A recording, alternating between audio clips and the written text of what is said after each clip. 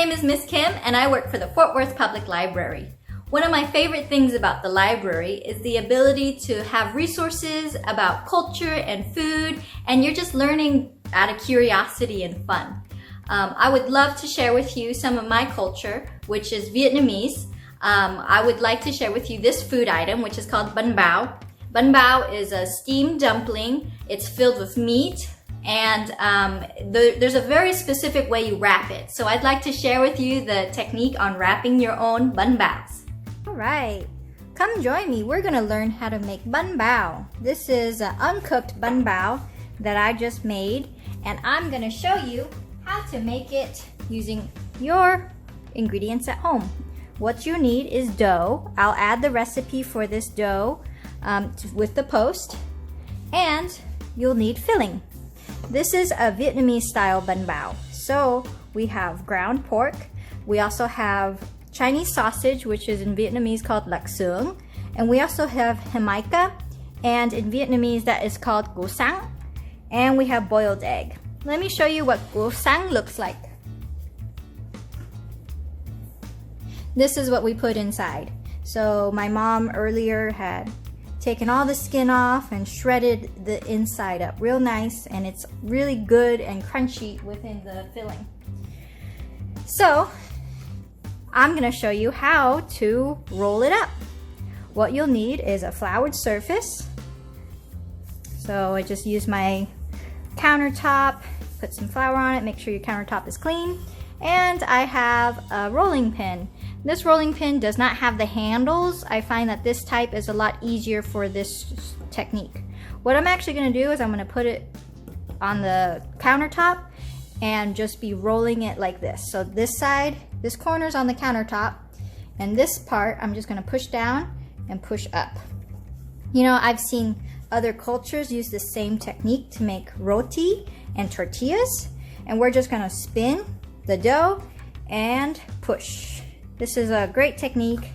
It always brings a smile to my face when I see cultures overlap. As you can see, I'm not rolling the middle. What I actually want is a little pouch that's right here in the middle, and that pouch is going to be the bottom of my dumpling, and that'll be very good for my dumpling because the meat is juicy and you don't want the bottom to break through, and then you'll just get a soggy dumpling and a mess. So I'm just rolling it, making sure not to roll out the middle. Spinning. All right. So once it's about the size of your palm, you're about good. For you beginners, you can maybe make it a little bit bigger than your palm just to give yourself some more wiggle room when it comes to folding.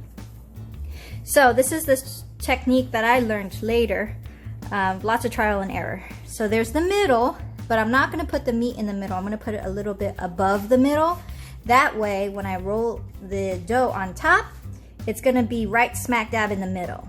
If I put it in the middle, I put it up, and then it's going to be on the side, and it just takes a lot more wrangling. This dough is elastic, but you don't want to break it.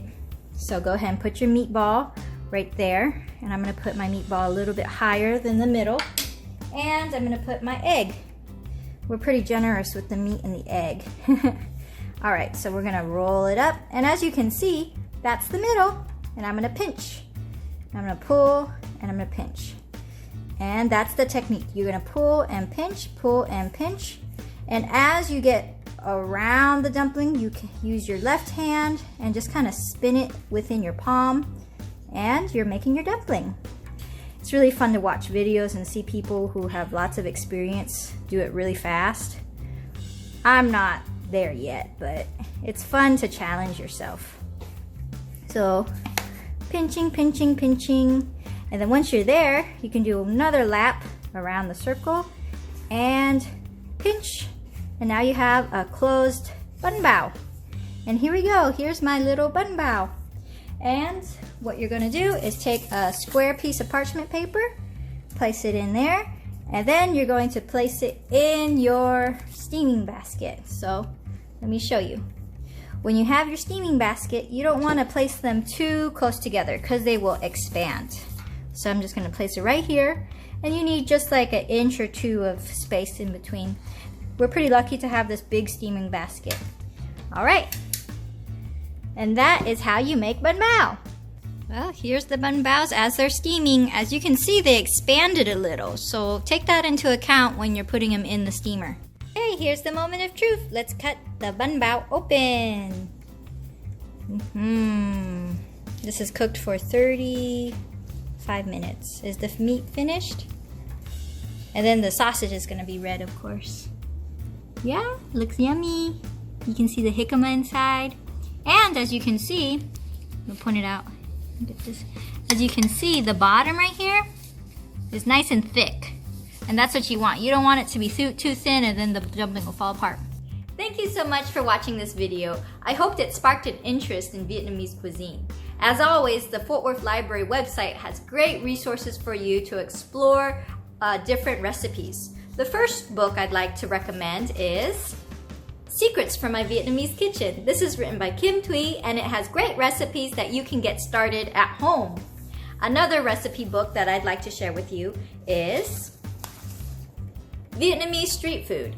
This book is available to you right now digitally. All you need to do is log in and check it out. If you don't have a library card and you are a resident of the Fort Worth Library, feel free to sign up for one at fortworthlibrary.org. I hope you enjoy. This is Miss Kim signing off. Bye!